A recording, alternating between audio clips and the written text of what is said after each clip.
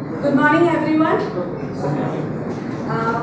We first of all welcome our two esteemed guests, Sri Shashi Kumar sir, who is the Joint Director of BGFT, and Sri Mahavir Jamte sir, who is Joint Director of Agriculture Department. Can we have a round of applause?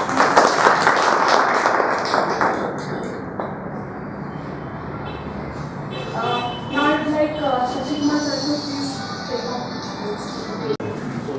Excuse me that I am speaking in English. This Niryat Bandhu program is a Government of India program implemented by my department, that is Director General of Foreign Trade, to just conduct a sort of investment into entering into export trade. Basically, whenever you think about exports, some may have a feeling that there is something special as far as exports are concerned. There is nothing like that. All of us are familiar with some sort of trade happening in the society, whether it is at the small village level shanty or in a big mall in a city. Everywhere trade happens, and it is basically making the goods produced by someone in various places to reach the consumers, distributed wherever they are.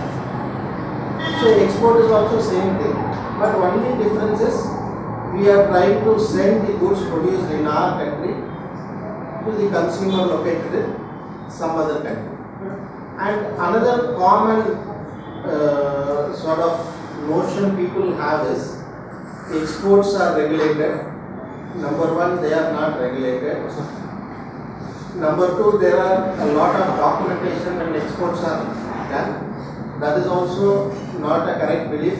Documentation is same whether you do trade within the country or you trade across the country.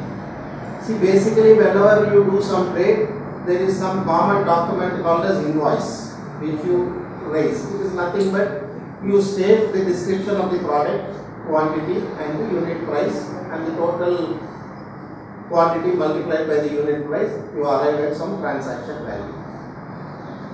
As far as exports are concerned, you will be generating one more additional document called shipping bill or bill of export or airway bill. If you send the goods through ship, it's called shipping bill. If you send it through air cargo complex, it's called airway bill. And suppose you send it across a land border, because if you go to eastern part of the country, there are a lot of land customs stations like Petropol, Raxol, all these places, it's called bill of export. So apart from invoice, there will be one more document called as shipping bill. In the domestic trade, it will be a lorry receipt. In the case of exports, it can be either shipping bill or bill of export or airway bill. Then another thing people normally feel is in exports there is something called a special called as letter of credit which you have to open. That is also again not totally true, because in domestic sales also you can establish a letter of credit. But in domestic sale, since the consumer is within your reach, suppose you send goods to Bombay, you always feel that if he doesn't make the payment, you can go to Bombay, follow with them and get the payment. So you don't bother to establish a banking instrument called letter of credit. In export, since the consumer is located in a faraway place, it will be difficult for you to follow and get the money in case he doesn't pay you after receiving the goods. You are establishing a letter of credit. And the third thing which I would stress very much as far as agriculture exports are concerned is the certification. You may say that your product is having a set standard of quality which the buyer wants, but the buyer may dispute it. So certification is very, very essential, for which only the State Department of Agriculture is also implementing various programs like HardyNet and things like that to do some sort of registration and regulate the inputs used in producing the goods, so that somebody cannot say that harmful pesticide residue was there in the product exported, and there the export inspection agency also will play a role. She will be explaining. Mamta has come from Pune, so she will be explaining what is the role played by the export inspection agency. And apart from the quality certification, the other major problem in any export transaction is payment default. Because if payment doesn't come, your entire exercise of producing the goods, sending it abroad becomes waste. So that is where the Export Credit Guarantee Corporation has a major role to play. The Export Credit Guarantee Corporation indirectly, in their own safety, they rate the buyers. They say that this buyer is worth this much only. So even if you try to export more to a particular buyer, who in their view is not having a good credit rating, they will say no, we cannot insure to this value, we can insure only up to this value, don't get overexposed to this buyer. In that way they also are saved because they don't get a claim later, and you are also given a sort of warning that your buyer, howsoever you may trust him, in the eyes of a third party, this credit rating is only this much. So when it comes to the question of producing the goods and marketing, in agriculture the basic problem is always only marketing, because the developed countries, if you take US and other countries, only 2% of the population is engaged in agriculture. And since those people also will leave agriculture and come into manufacturing sector or service sector, the government heavily subsidizes agriculture. So agriculture has reached somewhat industry proportions there in West. So it is highly calibrated, even fertilizing them, then introducing some inputs like growth hormones and things like that. Everything is done in a very, very calibrated way. Just like in an organized industry, everything is measured and applied. There also it is highly calibrated and highly subsidized. And the markets are also not open. They don't allow goods from third world countries to come into their country very easily. This problem is there as far as all the goods are concerned. Every nation tries to protect its own industries and consumers. So they always had regulations. So first in 1940s, the first organization after World War II that came into existence was the General Agreement on Tariff and Trade. So to regulate the international trade, some sort of a common rules and regulations were formulated. Then in 1995, the GATT became World Trade Organization. The World Trade Organization's objective is make the market common so that everybody can access the global market on an equal footing. There is no discrimination. And all the products were not included in WTO. For instance, your textile industry, apparel industry, they were all governed by multi-fiber agreement, which was a separate agreement. So those agreements also over a period of time, I think in 2000 or so, got integrated into the WTO. But on one hand, the WTO tries to make the rules uniform as far as commodity trading around the world is concerned. On the other hand, the regional trade agreements are also becoming very strong. So both are working at cross purposes. So we have also signed somewhere around 395 trade agreements. Like you have Indo-Sri Lanka free trade agreement, wherein certain commodities like pepper and things like that up to a certain quantum can be imported free of custom duty from Sri Lanka. And similarly, certain goods from our country under that agreement will get a preferential duty treatment in Sri Lanka and things like that. So the objective of the World Trade Organization has not been achieved fully. The world is again now a very, very segmented market, and the earlier regulations were very apparently discriminating. They will say that no goods from India, these goods from India will not be taken into yours and things like that. Now instead of that apparent overt rules, there are so many subtle rules that has come into play. They will say that goods containing azotides will not be allowed into my country. Then there will be so many other regulations. They will say that if this pesticide, like in UK, some the fruit fly infection, if it is there, they will object to mango and things like that. On one hand, to control fruit fly, you have to use pesticides.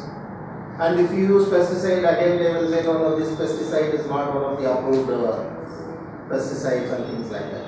So, the rules and regulations as far as the international trade is concerned is very, very complex, and you need not bother about what are the rules governing all the products in all the countries. So, once you decide on a particular product or say 2-3 products which you would try to export, there is a site called as Indian Trade Portal. The link is given in DGFT website also. In DGFT website, there is the DGFT website you can open www.dgft.gov.in. Otherwise, even if you put in Google DGFT, the site will come. In that, there is a link given Indian Trade Portal. If you click that Indian Trade Portal, there you can feed your commodity. Suppose you are interested in importing some commodity, you can go to the import section and feed the commodity and the country from which you are going to import. So that will give what are the customs barriers. Customs duty portion is called as tariff barrier, and all other regulations are called as non-tariff barriers. So the Indian Trade Portal will give what are the various tariff barriers, that is the rate of customs duty, as well as the non-tariff barriers that are operating as far as that particular commodity is concerned and that particular country is concerned. Similarly for exports, if you want to export mango to UK, so you will have to feed the item as mango and select the country as UK. So that will give what are the various regulations, like the UK may impose some customs duty. If at all they impose customs duty, what is the rate of duty that UK is going to impose, and what are the various other regulations like phytosanitary. Phytosanitary is nothing but whatever is concerned about plant health, it is called phyto, and whatever is concerned about human health, it is called sanitary. Okay, so what are all the various phytosanitary controls and regulations that you will have to adhere to as far as that particular mango is concerned whenever you are exporting to that particular country called UK.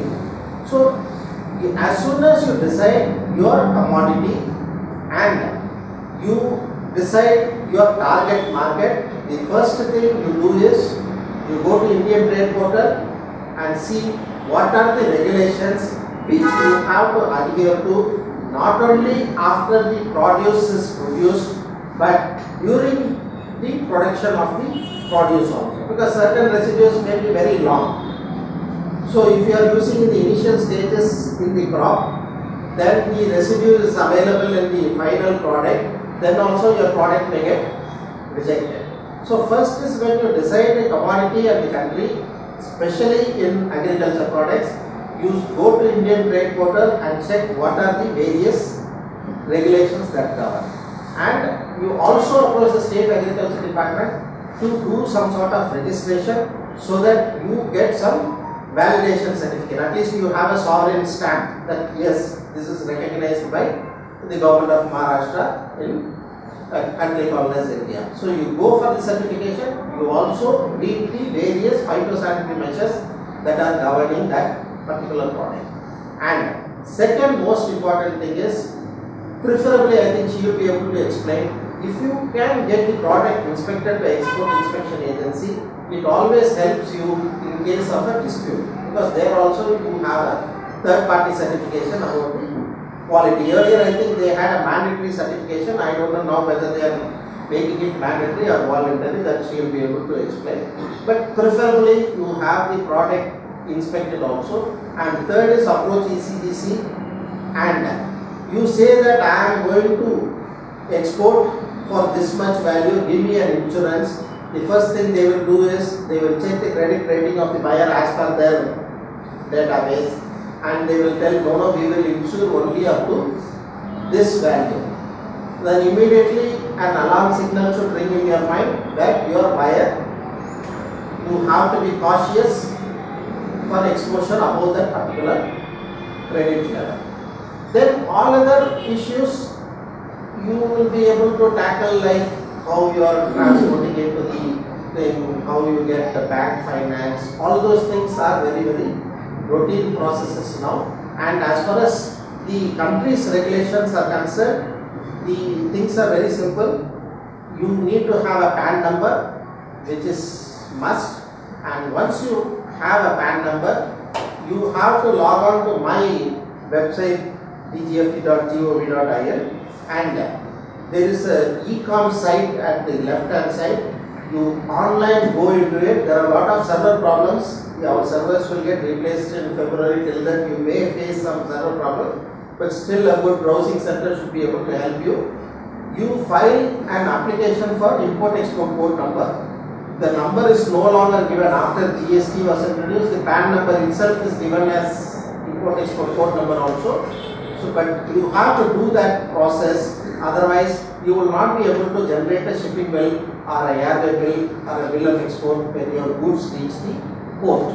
Because only when you put that particular PAN number into our database, that electronically travels to all the customs field formations. So that is a must when you are planning to do the export. It hardly takes about 24 to 48 hours, but sometimes due to system problem and things like that, there will be hitches and glitches also. Because though we say that our computer network and systems are very robust, we have not really reached that level of sophistication where you have a beautiful bandwidth in Europe, you just log on, everything seamlessly goes, everything goes error free. For instance, somebody came to my office about 15 days back. I was seeing in the CCTV in my monitor, lot of police fellows were standing, and he was sitting in the lobby. Then I sent my tune to check who has come. Then he came inside. He said that he is he was minister, some Nimbalkar who was minister in Maharashtra state government, and he also had the problem.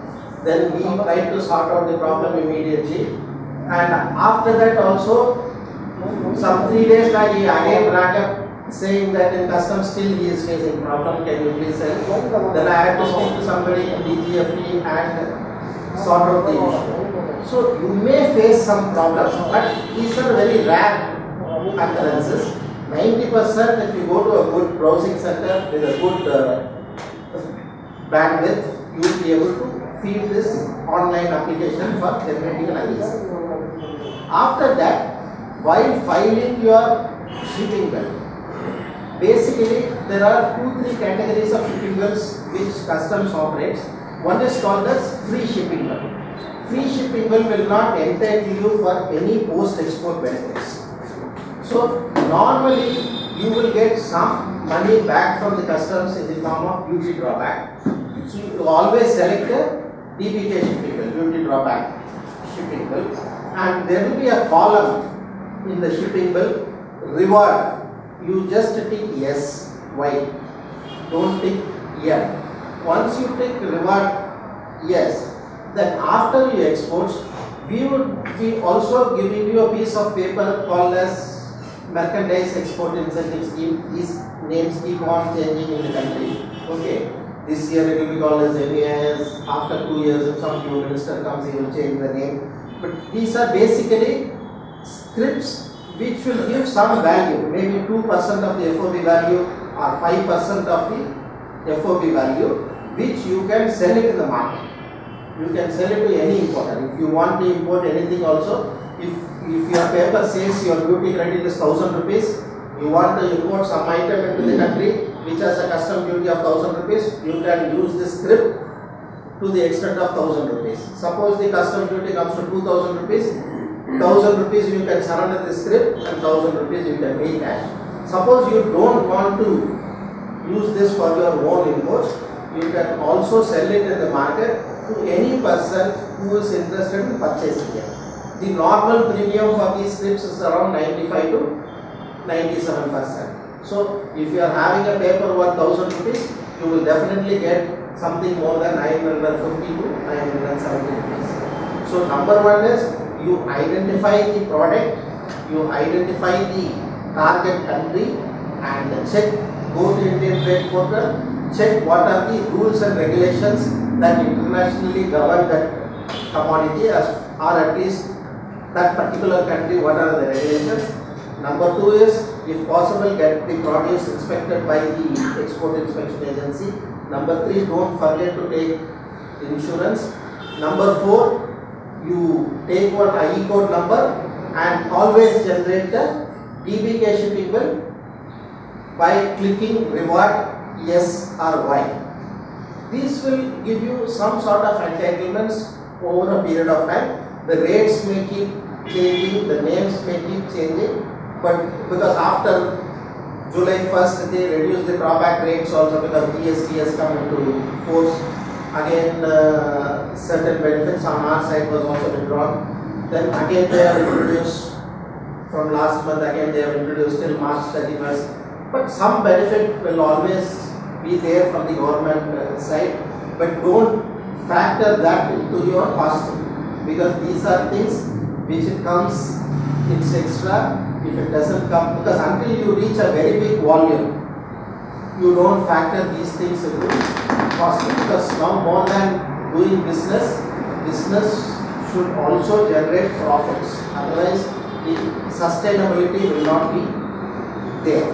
The earlier day concept of somehow building the volumes and things like that are no longer going to work. And standardization is very, very important. So for standardization, as much as possible, try to fall into some sort of a group which can guide you or which can get you better certification. Because all the entire global market, if you see what McDonald did, McDonald didn't do anything. It just sold the same your pav, same pav, but of a particular quality in all their outlets at the same price, and they could capture the entire global market. And if you have gone to Chennai, the same thing, some local hotels called Saravana and Sakida also did the same thing. Standardization of price and standardization of quality. And as far as industrial products are concerned, it is very, very easy to standardize because the uncontrollable variables are very less. But in the case of agriculture produce, the standardization of variables is a very, very difficult task, which is why if you can get into any sort of group, like they may be having production groups and things like that, if you can get into some group and take the assistance of the State Department in getting certification, get your goods inspected, you will have a more easy business process. With these few words, I request Mahavir Sahab also to share his thoughts, and then I leave the floor open to the specialists. And there is one more agency called as Agriculture Products Export Development Authority from our ministry side, that they regularly collaborate with them. Earlier they were giving some transport subsidy, no longer they are giving any transport subsidy. So they just operate some common facility centers, like in Pune they have put some flower auction center and things like that. Their role has not expanded much, and till about 3 years back we were also having an exclusive scheme for agriculture called as VKGY, Vishesh Krishi Grama Udyog Yojana, where we were giving better rate of duty benefit to agriculture products. That has also been withdrawn, but all these things will come back over a period of time, because whatever sometimes they remove it, they will again bring it back after some time. But don't factor all these things into your costing till you reach a very big volume. These few words. Welcome, Honorable Sushma Sahab, Director for DJP, and other colleagues from Commerce Department. Myself, Mahavir Jainti, Director Agriculture, Kolhapur region. Thanks to Government of India and Commerce Ministry, because previously it was trade concerned with the traders only, but today farmers is also one part of the trade. Your Commerce Ministry is a welcome from our side. After WTO, there are a number of exports, basically the fruits and the vegetables at cheaper rates. And our farmers are doing direct export. Once again, welcome all of you. मी थोडंसं आता तुमच्याशी मराठीत बोलेन. काय नाही? आपल्याला एक संधी उपलब्ध झालेली आहे. पूर्वीपर्यंत आता मी आता जे म्हणतो की यापूर्वी व्यापार एक्सपोर्ट किंवा निर्यात फक्त व्यापाऱ्यांच्या दृष्टीनंच होती.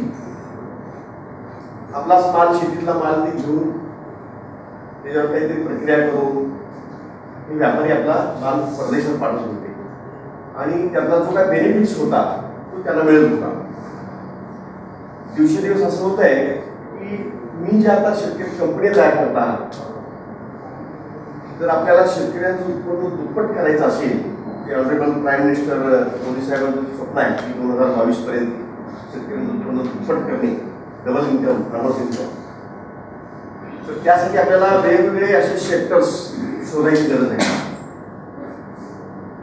म्हणजे फक्त शेतात उत्पन्न करून चालणार नाही, तर त्याचा व्यापारी करायला आपण शिकलं पाहिजे, त्याच्यावर प्रक्रिया करून व्यापार करायला शिकलं पाहिजे, तरच आपल्याला त्याचा भाव मिळू शकतो.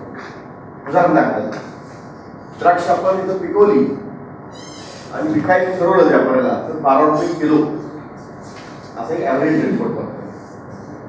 आणि हीच द्राक्ष ज्यावेळेला फॉरेनमध्ये आम्ही ते आपले लोक बांधव खातात, कारण विशेषतः फॉरेनमध्ये खाणारे लोक आपले भारतीय लोक असतील किंवा इतर समाजात लोक पण खातात.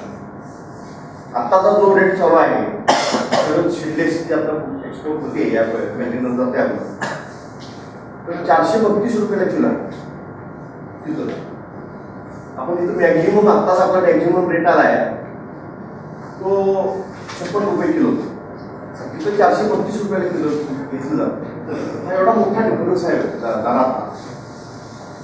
पण जर हा आपल्याला मिळवायचा असेल, शेतकऱ्यांच्या ग्रुपला मिळवायचा असेल, तर आपल्याला ही निर्यात धोरण काय आहे, निर्यात सिस्टम काय आहे आणि आपण हे करू शकतो का, की आपल्याला सगळ्यांना समजून घेण्यासाठी आज एक वर्कशॉप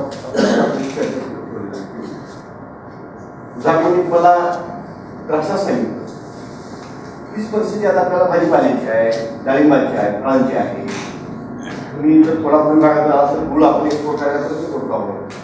गुळाची पावडर मॅक्झिमम आपला जसा तसा गुळ घेत नाही कोणी, पण गुळाची जर जॅगरी पावडर होतं आपण त्याला, ती जरी बाहेर एक्सपोर्टमध्ये त्याला डिमांड आहे, मात्र आपण त्या पद्धतीतून पोचलेलं नाही. तर तशी सुद्धा तिथं आपल्याला विकता येईल. आणि याच्यासाठी भारत सरकार, महाराष्ट्र शासन व भारत सरकारमध्ये त्याला कॉमर्स मिनिस्ट्री, व्यापारी वाणिज्य विभाग म्हणतात, कृषी विभागातून सगळे एकत्र आपण काम करतो.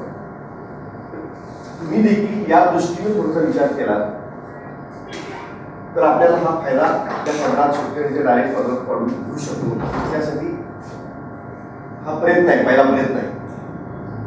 तर मी सुरुवातीला इंग्लिशमध्ये सांगितलं की त्यात कॉमर्स मिनिस्ट्री जी आहे, वाणिज्य विभाग भारत सरकारची किंवा ट्रेड सेंटर, हे सगळं फक्त व्यापाराशी गाळा करत जातात. आता ते तुमच्यापर्यंत आले आणि सध्या सांगितलेलं आहे की तुम्ही याही शेतकऱ्यांची ग्रुपशी बोला की जेणेकरून आपला व्यापार वाढेल. दुसरी बाब तुम्ही आता पाहिली असेल की आयात होती काही माल. आज काल परवाच्या बाबतीत तुम्ही ऐकलं असेल की सर्व डाळी निर्यात बंदी उठवली. पूर्वी आपल्याला सर्व डाळीवर निर्यात बंदी होती, कारण आपल्याच ग्राहकाला की आपल्याच लोकांना ती खायला भाग पडत होती. तर सरकार ट्रेड ठरवतं की तुम्हाला देशामध्ये किती डाळ निर्माण झाली, देशातल्या लोकांना किती डाळ लागते, तर ती सगळ्या डाळ, मूग डाळ असेल, हरभरा असेल, मूग डाळ, सगळी डाळी. आणि जर आपल्याच जर लोकांना भाग पडत असेल तर बाहेर पडण्याचं मतलब काय, त्याच्यावर बंदी घातली जाते. तर ती आता निर्यात बंदी उठवली का, तर मागच्या वर्षी तुम्ही तूर डाळीचं सगळं पाहिलं असेल की शेवटी सरकारला खरेदी करावी लागली. तुम्ही कोल्हापूर भागात गेलो का तर आपल्याला साखरेचा दिवसाचं आपण आता हा हंगाम जो झाला त्या पद्धतीने बघतोच की साखर सुद्धा आयात झाली की साखरेचे दर खाली उतरतात. पर्यायानं शेतकऱ्याला कारखान्यात दर द्यायला परवडत नाही. त्यामुळे ती आता आयात मर्यादित केली आहे. तर हे सर्व व्यवहार हा कॉमर्स विभाग किंवा वाणिज्य विभाग भारत सरकार पाहतो. आणि आता आपल्याला डाळीच्या बाबतीत आयातबंदी केली जेणेकरून आपल्यालाही आयातबंदी केली, निर्यात ओपन केली. आपण ही डाळी आता एक्सपोर्ट करू शकतो. आपण ही दुसरी बाब आहे सोयाबीन. आपल्या परिसरात बोलतो महाराष्ट्र कापसाच्या बाबतीत सुद्धा तुम्ही लोकांनी ऐकलं असेल. तर सुदैवानं हे मग शिशकुमार साहेब सांगत होते त्याप्रमाणे युरोप खंड किंवा अमेरिका खंडामध्ये शेती फारशी मोठ्या प्रमाणात नाही आहे.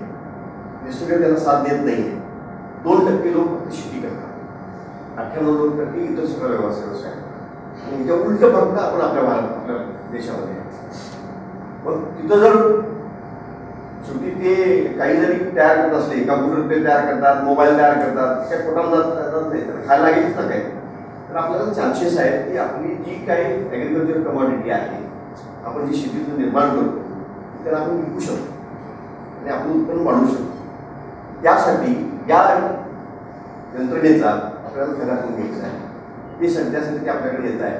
फक्त एवढंच आहे की जसं आमची कृषी विभागाची कार्यालय गावात एक सिस्टम आहे, तालुक्यात ऑफिस आहे, जिल्ह्यात आहे, तशी यांची ऑफिसेस नाही. यांचं सगळं चालतं ते ऑनलाईन सिस्टम कम्प्युटरवर सगळं चालतं. मात्र आता तिथं शेतकऱ्यांना हे सगळं काय करता येणार नाही, हे सगळं ते बघू शकत नाही.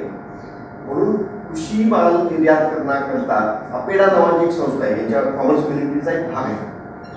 ती फक्त कृषीची जी काही शेतीतून येणारे उत्पादन आहे त्याच्या निर्यातीवर सगळी बंधनं घालणं, निर्यात सोयीस्कर करणं, बाहेरचे व्यापारी कोण आहेत यांच्याशी कॉन्टॅक्ट करणं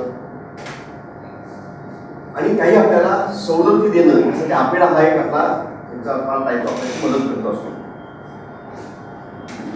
आणि बाहेरच्या देशात कोणता माल, कोणत्या पद्धतीचा माल, कोणत्या क्वालिटीचा माल पाहिजे ते पाहत असतात. आता हे अपेडा सुद्धा अपेक्षित मुंबईला आणि दिल्लीला समजलेले आहे. मात्र तुमच्या शेतकऱ्याच्या मध्ये आणि अपेडामध्ये कुणीतरी मध्ये असावा जो तुमच्याशी कॉन्टॅक्ट करण्यात यावा म्हणून ते आता महाराष्ट्राच्या कृषी खात्याला बरोबर घेतलेलं आहे. आणि त्यात आपण आता महाराष्ट्र देशामध्ये अग्रेसर राज्य असं आहे. तुम्ही कॉम्प्युटर सिस्टममध्ये असं पाहिलेलं असेल की ग्रेप नेट,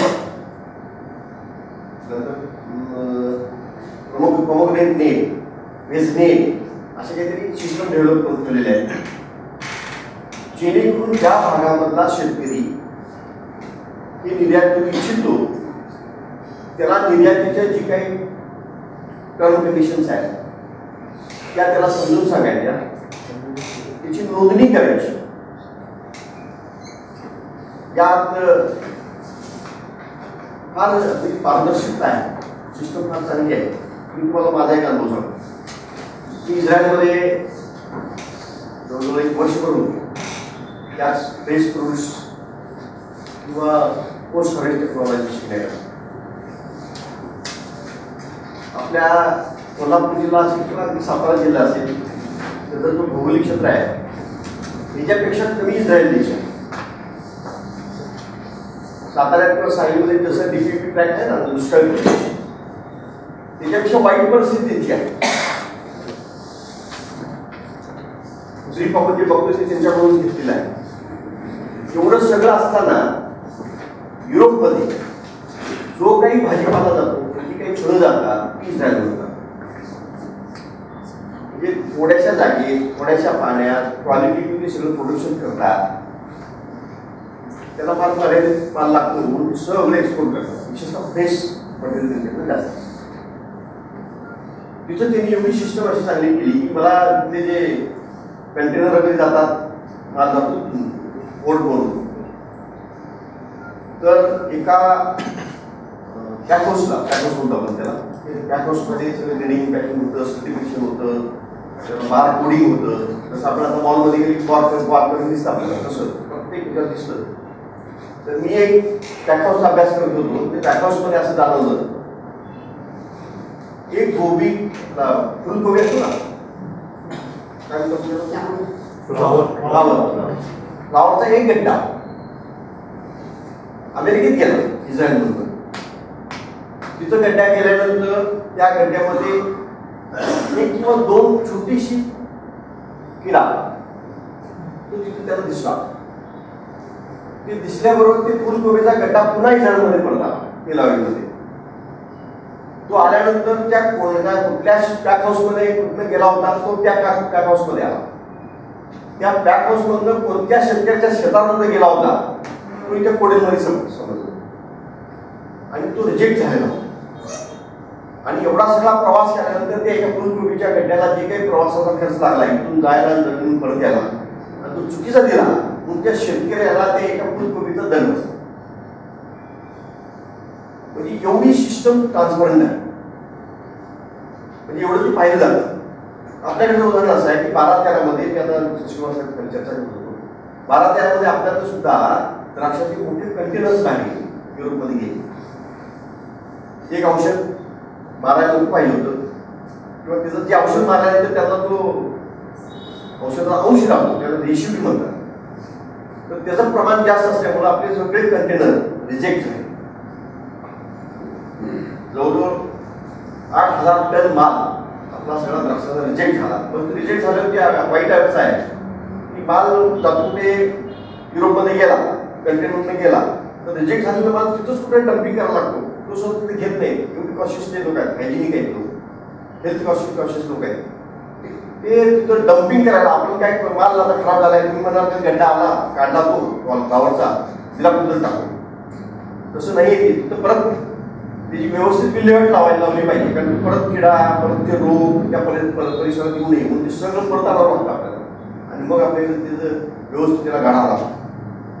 एवढी सिस्टम तिथे आहे. त्यामुळे आजही आपल्याला त्या 8,000 टनाच्या द्राक्षाचे पैसे त्या व्यापाऱ्यांकडून मिळत. आता फक्त एकच शिवकुमार साहेब सांगत होते, त्याच्यावर इन्शुरन्स काढला. जो काय कंटेनर भरतो त्याच्यावर इन्शुरन्स काढतो आपण, आणि ते इन्शुरन्सच्या बेसिसवर आज आपण टाकून आहोत. कारण या सिस्टममध्ये इथल्या इथं आपण समजा माल शेतातला काढला आणि बागवानाला कुठल्या तर दिला, किंवा जशाच पुण्याच्या एखाद्या बागवानाला दिला, किंवा मुंबईच्या एका बागवानाला दिला, तर ते पैसे आणता येतात, पकडता येतात आपल्याला त्या बागवान. फॉरेनमध्ये पुन्हा जाऊन पकडणार. इथून दिला माल, त्या व्यापाऱ्यांनी पैसे दिले की नाही याची काही गॅरंटी नाही. म्हणून हे जे सिस्टमचे लोक आहेत, कॉमर्स डिपार्टमेंटचे लोक, हे आपल्याला मदत करतात. हे इन्शुरन्स काढतात, त्या ट्रेड सिस्टममध्ये तिथला पण माणूस ते जबाब करतात, त्याला जबाबदारी करतात. आणि 2 देशामधला व्यवहार हा पारदर्शी होतो. त्यामुळे आपल्याला त्याच्या पैशाची गॅरंटी मिळते. फक्त आपल्याला काय करायचं आहे, तिथली डिमांड काय आहे, कोणत्या क्वालिटीची आहे, कोणतं औषध मारलं पाहिजे, कोणतं मारलं नाही पाहिजे, कोणतं औषध मारायचं असेल तर किती प्रमाणात मारलं पाहिजे, हे जर आपण सगळं जाणून घेतलं तर मी सांगितल्याप्रमाणे आपल्याला हा फायदा 12 रुपये 56 रुपयापासून 432 रुपये एवढा मोठा प्रॉफिट आपल्याला मिळू शकतो. आता सिंगल माणूस हे करू शकत नाही. त्यासाठी तुम्ही जे आता फार्मर्स ग्रुप केलेले आहे, तर त्याच्या माध्यमातून तुम्ही डायरेक्ट करू शकता. महाग्रेप नावाची जी संस्था आहे आपल्याकडे, म्हणजे द्राक्ष बागायतदारांची, म्हणजे ट्रेड युनियन मध्ये नसताना देखील महाग्रेपनं संस्थेनं आपल्या शेतकऱ्यांच्या द्राक्ष बागायतदारांना डायरेक्ट एक्सपोर्ट केला, की आपल्या देशामध्ये एकमेव पहिलं उदाहरण शेतकऱ्यांनी डायरेक्ट एक्सपोर्ट केलं. त्यामुळे आपण प्रत्येक क्षेत्रात आता द्राक्ष बागायतदार पुढे आहे म्हणून त्याच्या पाठोपाठ आपल्याला बाकी सुद्धा घेऊन गेलं पाहिजे. आणि त्याच्यासाठी ही आज आपल्याला प्रशिक्षण आयोजित केलं. पण थोडंसं काय झालं होतं, काय प्रशिक्षण आहे, कोण येणार आहे, काय आपल्याला मार्गदर्शन करणार आहे, कोण लागणार आहे, त्याची थोडीशी कल्पना अवगत नव्हती. म्हणून तुम्हाला थोडंसं रेवाचं तुम्हाला निरोप दिलेली आहे. मग तुम्ही निरोप पुढे आला तर तुम्हाला आम्ही पूर्णपणे कृषी विभागात करू आणि यांच्याशी कोऑर्डिनेशन करू आणि तुम्हाला मदत करायला तयार आहोत. या प्रत्येकीच्या बाबतीत जर रजिस्ट्रेशन आहे कृषी विभागामध्ये होतं, त्याचा क्वालिटी कंट्रोल कसा ठेवायचा कृषी विभागामध्ये होऊ शकतं. त्याला फायटोसॅनिटरी सर्टिफिकेट म्हणतात, विशेषतः ॲग्रिकल्चर कम्युनिटीमध्ये त्याला सर्टिफिकेट दिलं जातं. एकदा आमचं सर्टिफिकेट झालं की माल तुमचा बिनतिकीतपणे फाडण्यात जाऊ शकतो, ते दिलं जातं. आता राहता राहिलं तिथल्या ह्या ज्या फॉरेन ट्रेनच्या सवलती आहेत, अपडेटच्या सवलती आहेत, ते यांच्याकडून आपल्याला घेता येतात आणि आपला व्यापार चांगला करता येतो. मी त्या दृष्टीने सगळ्यांचा विचार केला तर आपल्याला हे काम चांगल्या पद्धतीने करू शकतो आपण. आणि त्या दृष्टीने तुम्ही लोकांनी सगळ्यांनी प्रयत्न करावे. मला ज्या ज्या गोष्टीची गरज भासेल त्या गोष्टी आपण शिशुकुमार साहेबांच्या कॉन्टॅक्टमध्ये राहून एक्सपोर्ट कोऑर्डिनेटर सेलची कॉन्टॅक्टमध्ये राहू. फक्त तुम्ही आता माझ्या माहितीनुसार कोल्हापूरच्या आत्मा ग्रुपनं मला रजिस्ट्रेशन करून आणले आहे. तुमची कम्युनिटी तुम्हाला स्ट्रेंथन करायचा प्रयत्न केलेला आहे. आता आपल्याला एक पाऊल पुढे जायला पाहिजे. मी थोडं या बाबतीत नाराज आहे, कारण मी आता या क्षेत्रात आयुष्यामध्ये आलो आहे. पुणे मुंबई स्टेट लेवल ऑफिसेसमध्ये मी काम केले. गेले 2 ते 3 वर्ष आपली पहिलीच फळी चालू आहे की आपला अजून ग्रुप तयार करायचा, रजिस्ट्रेशन करायचं, त्याच्यामुळे अजून उचल अजून काही केलेली आहे. ती थोडंसं पाऊल पुढे गेल्याशिवाय आणि कोल्हापुरात माणसांनी पाठीमागे चालू नसतो. तो म्हणतो ना लय भारी कोल्हापुरी, मी कोल्हापूरच आहे म्हणून म्हणलंच आहे. त्यामुळे तुम्ही लोकांनी शेतकरी ग्रुपनी थोडंसं पुढे या. काही तुमच्या कमोडिटी खरंच चाललेल्या आहे. हजर झालं मला असं वाटतं की कोल्हापूरच्या मुळाच्या संदर्भात काय करावं, काय करता येईल. फूड वर्ल्ड एक मोठा हे होता, सेमिनार होता दिल्लीमध्ये, माझ्यावर जबाबदारी होती महाराष्ट्रात. तिथे गेल्यानंतर मला असं दिसलं की उत्तर प्रदेशचा आणि शेतकरी उसाचा रस जसं कोका-कोला मिळतो ना, ते पॅक करून देतो काही पॅक 40 रुपयाला एक बॉटल. प्रोडक्शन कॉस्ट किती, जास्तीत जास्त मॅक्झिमम पाहतो आणि 40 रुपयात ते विकताय. 6 महिने ते व्यवस्थित राहत. हे ठीक आहे, ते करतायत. काही दुसऱ्यात नवीन मुलं पण म्हणतात परवा जॉईन झाली, तिथं आली होती आपली कोल्हापूरची काही मुलं हे सगळं बघायला. कारण नवीन आता जी जनरेशन आहे थोडीशी ॲडव्हान्स आहे. तिथे भेटले मग म्हटले सर आता मी आज कोल्हापूर तुम्हाला माहिती आहे आपल्याला काय आहे, म्हणजे त्यांना एक 2-4 स्टेटस दाखवले की बघा काय करतात ते सांगा. त्यामुळे आता काही काल मला माझ्याकडे लोक आले की आम्ही जसं रसवंतीकडे आहे कोल्हापूरमध्ये जरी ऊस बागायदार असतो, मी जवळजवळ 300 एकराचा ऊस बागायदार आहे. तर रस कसा काढायचा काय माहिती नाही. रसवंतीवर जातात तर रसवंती सुद्धा नवीन सिस्टम प्रमाणे काढून हायजीन व्यवस्थित त्या शेवटी आता जो शहरातला माणूस आहे विशेषतः तब्येतीची काळजी घेतो. त्या दृष्टीने आपल्याला करता येतं. थोडक्यात एवढंच सांगायचं की आपल्याला पैसा जर चांगला मिळवायचा असेल तर व्यापारही शिकला पाहिजे. व्यापारासाठी या लोकांच्या तुम्ही लोकांना पुढे यावं. तुमच्या जर काही शंका असतील मॅडम एकदा लेक्चर झालं की जरूर विचारा. त्याचं संपूर्ण करू शकतो. धन्यवाद.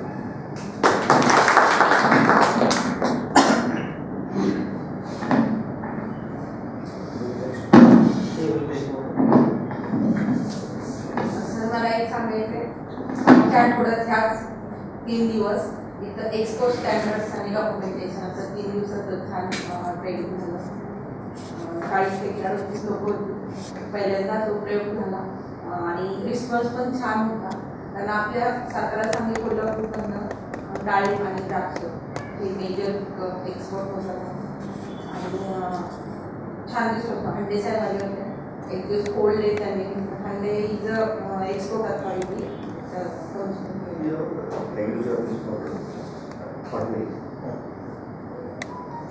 See, as he was telling, there are a lot of technologies that are evolved. I have seen all over the country that sugarcane is loaded in trucks and tractors.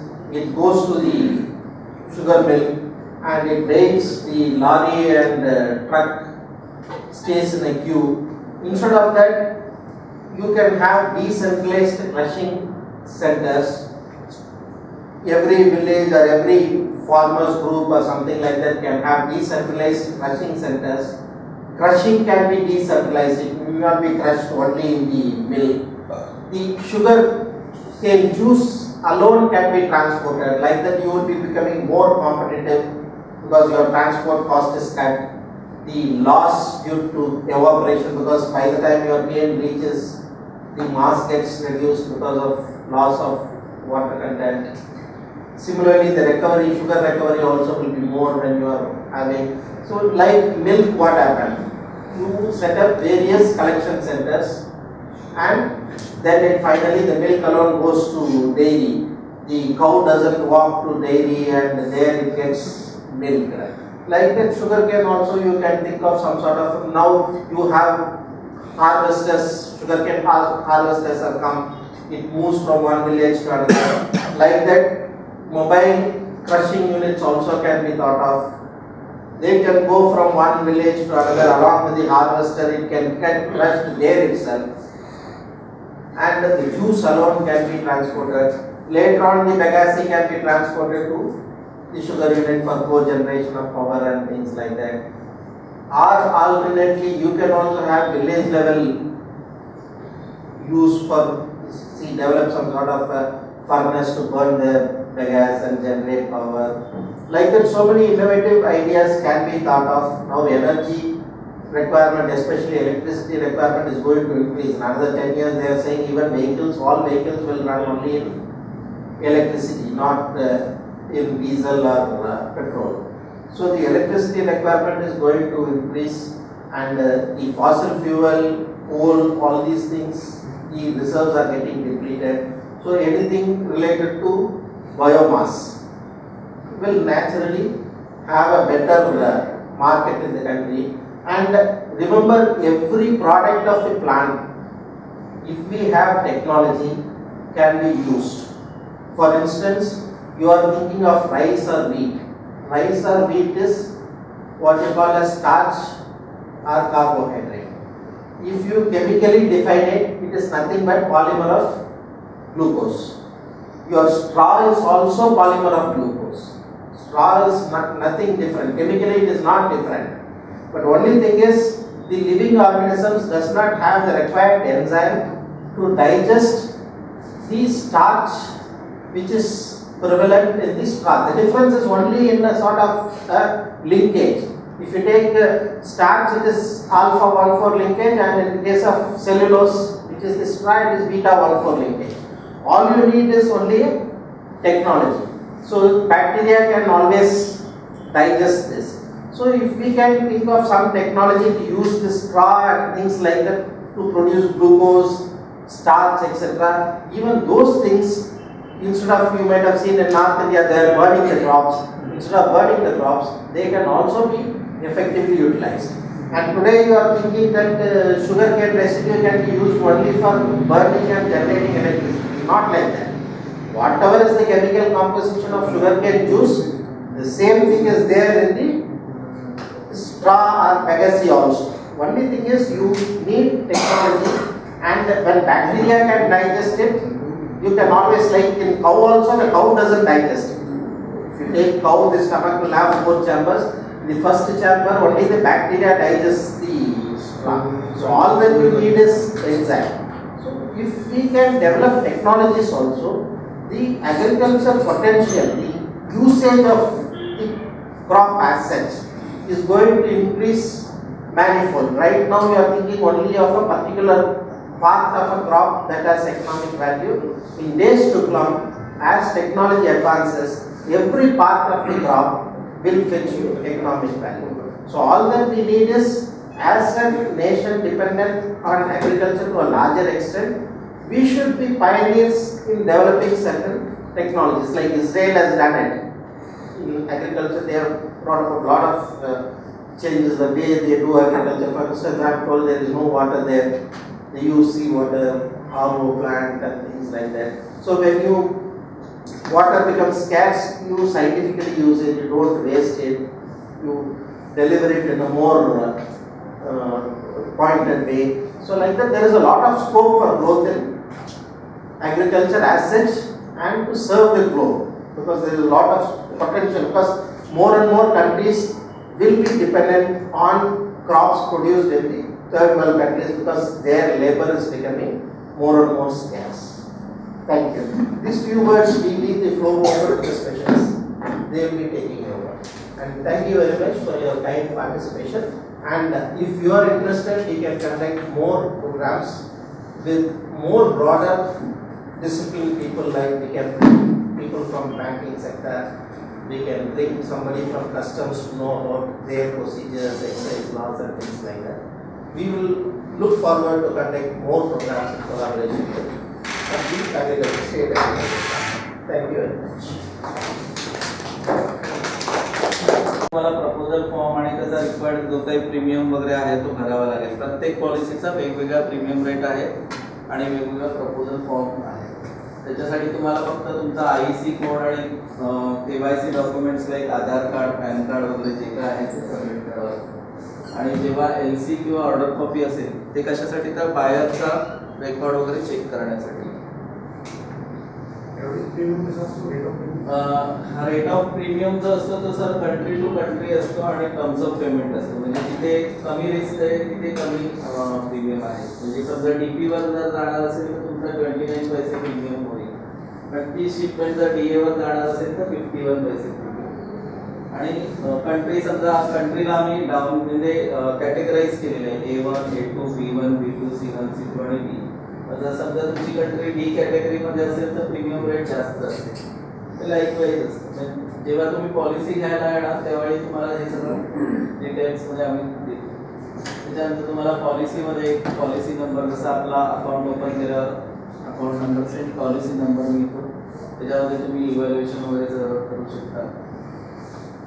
जर तुमचा 1 वर्षामध्ये काही बिझनेस म्हणजे लॉस झाला नाही, claim आला नाही, तुम्हाला प्रत्येक रेन्युअलला 5% नो क्लेम बोनसचा बेनिफिट दिला आहे. मी मगाशी सांगितल्याप्रमाणे हे बायर्सचं आम्ही क्रेडिबिलिटी बघतो. कशासाठी बघतो, तर जी क्रेडिबिलिटी आम्ही फिक्स करतो म्हणजे जे लिमिट आम्ही फिक्स करतो ती आमची क्लेम पेमेंट करण्याची लायबिलिटी असते. म्हणजे आम्ही तेवढ्या अमाऊंटचीच रिस्क कव्हर करतो. जर त्याहूनही जास्त तुम्हाला करायची असेल तर ती रिस्क तुम्हाला घ्यावी लागेल. मग हे कशाच्या बेसवर बघतो, तर एकतर आम्ही फायनान्शियल्स बघतो बायरचे. बायर कसा आहे, बायरचा नेटवर्क किती आहे, तो प्रॉफिट मेकिंग आहे का लॉस मेकिंग आहे, त्याच्याकडे किती माणसं काम करत आहेत, तो मर्चंटिंग आहे का ट्रेडर आहे का तो स्वतःचा ओन बिझनेस करतो, हे सगळं चेक केलं जातं. तर आमचे ज्या एजन्सीकडून आम्ही रिपोर्ट घेतो त्या एजन्सी त्यांचा पण एक्सपिरियन्स सांगतात. कारण त्यांच्या पण एजन्सीचे जे काही युनिट्स असतात ते त्या कंट्रीमध्ये असतात, त्यामुळे त्यांना सुद्धा माहिती असतं. त्यांचा एक ओपिनियन्स वगैरे घेतो. पुन्हा हाच बायर दुसऱ्या कुठल्या एक्सपोर्टरशी काम करत असेल किंवा त्यांचा काय एक्सपिरियन्स आहे किंवा आमच्या रेकॉर्डला तो डिफॉल्टर आहे की नाही आहे, हे सगळं आम्ही चेक करूनच त्या बायरवर लिमिट फिक्स करत असतो. तर ही क्रेडिट लिमिट हे खूप गरजेचं आहे.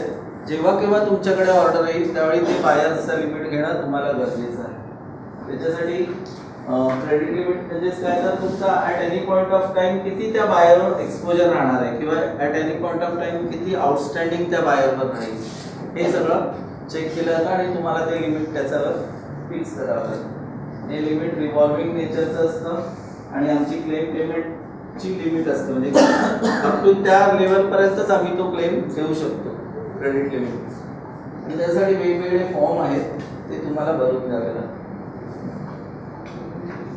पॉलिसी घेतल्यानंतर काही प्रोसिजर सुद्धा तुम्हाला करावे लागतात. एक तर तुम्हाला मंथली डिक्लरेशन किंवा जे शिपमेंट झालेलं आहे तर त्याचं डिटेल्स आम्हाला द्यावं लागतं. हा प्रोसिजर एक पार्ट तुम्हाला करावा लागतो. दुसरा आहे तुम्हाला कंट्री क्लासिफिकेशनचं, जसं आता सांगितलं की ग्रेडिंग जे आहे ते तुम्हाला आम्ही देतो.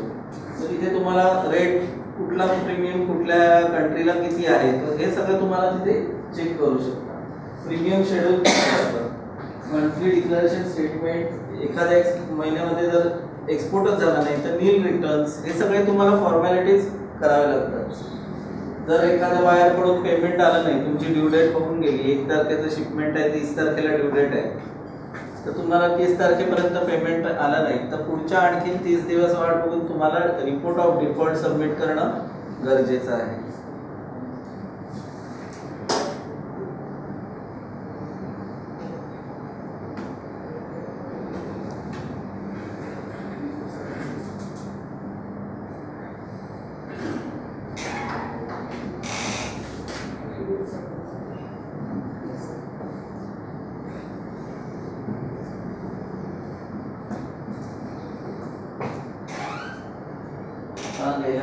त्याचा फिगर्स आहेत जे ACGCने जो प्रीमियम अर्न केला आहे त्याच्यापेक्षा जास्त म्हणजे 50% पेक्षा जास्त आम्ही क्लेम दिलेले आहेत.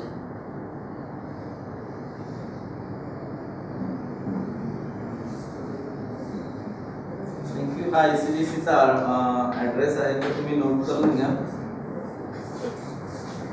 आणि जेव्हा केव्हा तुमच्याकडे ऑर्डर येतील किंवा तुम्हाला असं वाटत असेल की मला हा बायर कामाचा आहे की नाही आहे तर तुम्ही कधीही या ACGCला फोन करा आणि बायरची क्रेडिबिलिटी जाणून घ्या.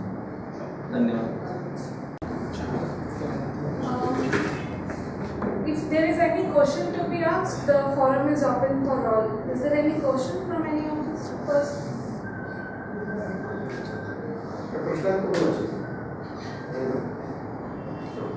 So the session is over.